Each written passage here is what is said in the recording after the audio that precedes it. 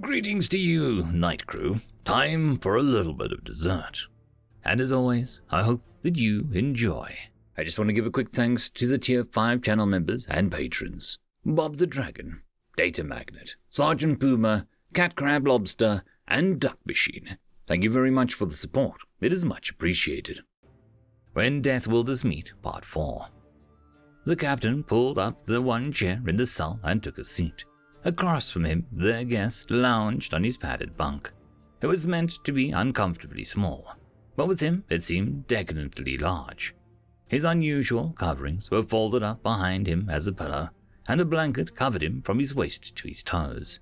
His chest and arms were exposed, showing off his substantial musculature. Less than a meter of space stood between them in this padded cell. "Nice place you got here," the human said. "I stayed in a terrestrial ship once and they'd got nothing on you guys. Compared to our spaceport, well, this ship's like a floating palace. How do you do it?" The captain certainly hadn't expected to be praised for the accommodations, but given its small stature and the confines of the craft they found him in, he should not have been surprised. "Well, we value our guests and strive to provide the best that we can offer for them," he replied, trying his best to sound sincere. "Gods and lords, this thing was stupid. But the bunks for our crew are what you might typically find on any military or patrol spacecraft." This was a lie across the board. He had no idea what the inside of a military or patrol craft looked like. Had his quarters with 2 stories and about 100 square meters. "Wow, thank you for the guest treatment then," the human said. "And I want to thank you for rescuing me out there. I thought that module would be my tube, buried alive in space." The captain could empathize. It was any space's worst nightmare. He suppressed a shudder. Really, sending this man into a life of servitude was doing him a favor. His potential buyer wouldn't put such a novelty to work at hard labor when it could be used for a conversation piece. He would probably spend his days entertaining and doing parlor tricks as a house slave. Not a bad way to live. Better than death by starvation in a metal pod. "Well, it was the least we could do here on the Bright Hope," he said. The ship's name was the Halcyon Harvester. "We were a few light years out, but when we picked up your warp field collapsing and saw that you couldn't get going again, well, we knew that we had to help. You can actually detect warp bubbles on other vessels, real-time, from light years away," the human asked, sitting up a little straighter in his bunk. Had he been taller, he would have hit his head. The captain was taken aback. He definitely hadn't expected the human to have cared of something like that. He hadn't even expected him to be capable of caring about something like that. "Well, yeah," Antic-Tung replied, rubbing his chin. "How do you do it?" the smaller man asked. "Does the warp field project itself ahead of the bubble, or maybe the compressed space causes ripples ahead of it, like a stone in water?" This creature was not stupid, not by a long shot. That sort of technology is classified," Captain Antic-Tung replied. In truth, he had no idea how the hell they did it. That was probably a question for the guys who built the sensor suite that they bought. "Oh right, like the Prime Directive," Stevens said. Perhaps seeing the confusion on the captain's face, he hastened to clarify. "Humans have speculated that there might be a rule that prevents more advanced sentients from providing technology to less advanced sentients for fear of disrupting the natural course of their development." No, that was about the stupidest thing that he'd ever heard.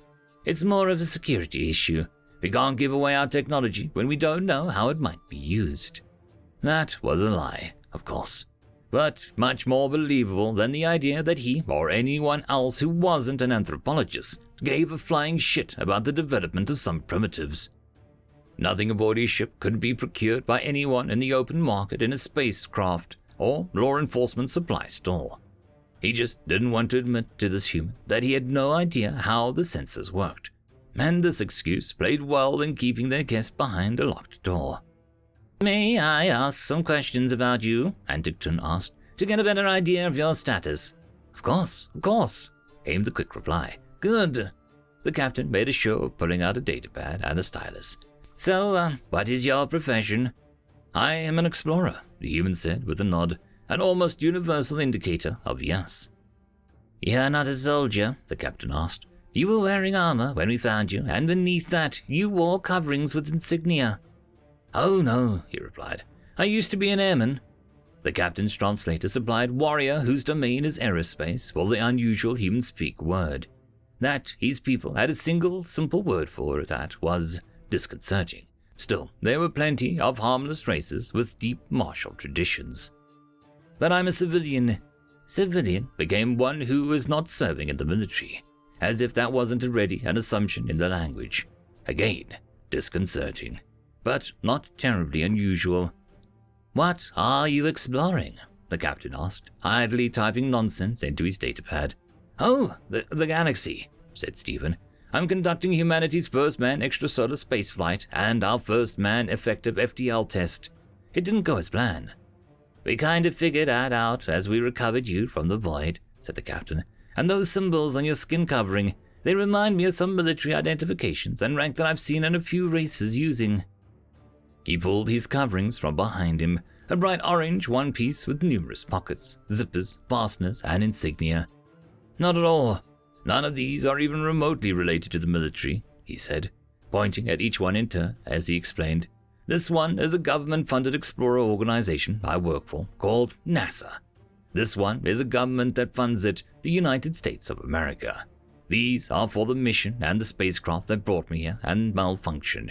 Project Pathfinder and Victoria. This last patch with the wings means that I'm a pilot, and it has my first name, Stephen, and my family name, McLaren. My tribe name, Lieutenant Colonel, and my clan name, Usaf.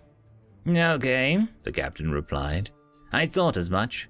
So, this thing really wasn't an engineered super soldier, or any kind of soldier at all, for that matter.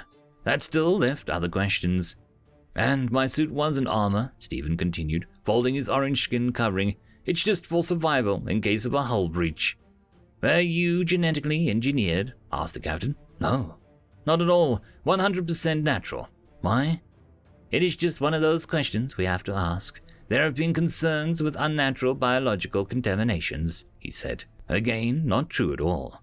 But it sounded better than, I need to know if I should put you in a stronger cage. The captain licked his teeth and snout. Next question, are you carnivorous? For a moment the man said nothing as he drew his eyebrows together, like an expression for confusion, perhaps. You mean like, eating meat? The single word meat had been translated as flesh of prey animal. Now that was a red flag. End of chapter.